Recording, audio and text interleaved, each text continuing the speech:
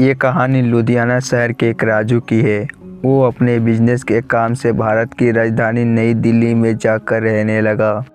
एक बार उसकी पत्नी अफ्रीका से भारत वापस आई और अचानक से उसको दिल का दौरा पड़ा, इसलिए उसकी हालत बहुत ही गंभीर हो गई।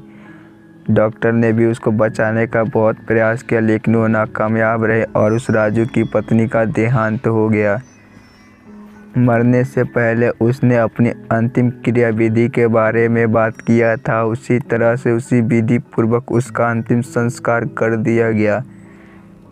कुछ समय बाद राजू का भी तबीयत बहुत ही खराब हो गई। डॉक्टर्स ने उन्हें लंदन जाके अपना इलाज करवाने को बोला।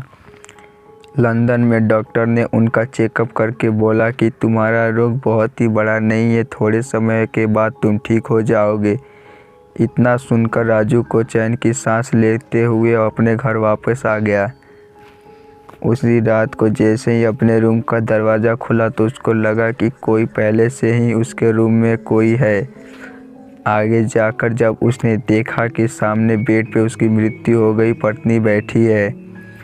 ये देख राजू थर-थर कांपने लगा। डर के कारण उसके गले में से आवाज़ भी नहीं निकल पा रही थी, लेकिन उसकी पत्नी की आत्मा ने उसके सामने जाके बोलना चालू कर दिया।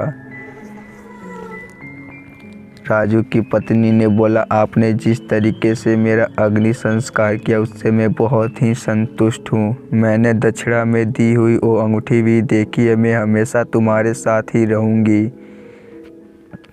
मैं यहाँ पे तुम्हारे साथ रहने के लिए आई हूँ। यहाँ पे डॉक्टर ने आपकी जांच की, उससे मुझे बहुत ही शांति मिली। पत्नी का आत्मा के प्रति उसका प्यार देखकर राजू को भी उसके ऊपर पूरा विश्वास हो गया। वो क्या बोले और क्या ना बोले उसे खुद ही समझ नहीं आ रहा था। अब उससे अपनी पत्नी की आत्मा से डर दूर होने लगा। वो उसके साथ ही रहने लगा। राजू का एक बेटा भी था जो अमेरिका में पढ़ाई करने के लिए गया था। अचानक वो जिस घर में रहता था उस घर में शॉर्ट सर्किट के कारण आग लग गई।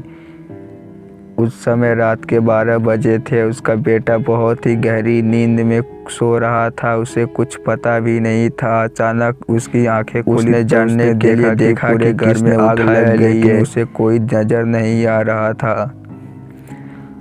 वो खुद हवा में उड़ता हो ऐसा लगा उसको, लेकिन उसको पता नहीं था कि उसको उठाकर लेके जाने वाला और कोई नहीं, उसकी मृत माँ है।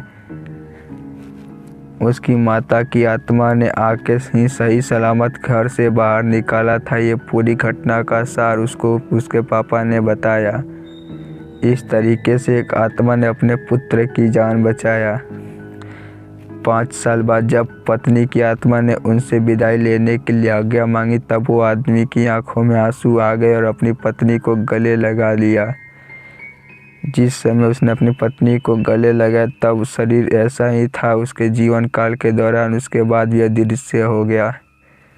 आपको यह कहानी कैसी लगी कमेंट में ज़रूर बताएं। धन्यवाद।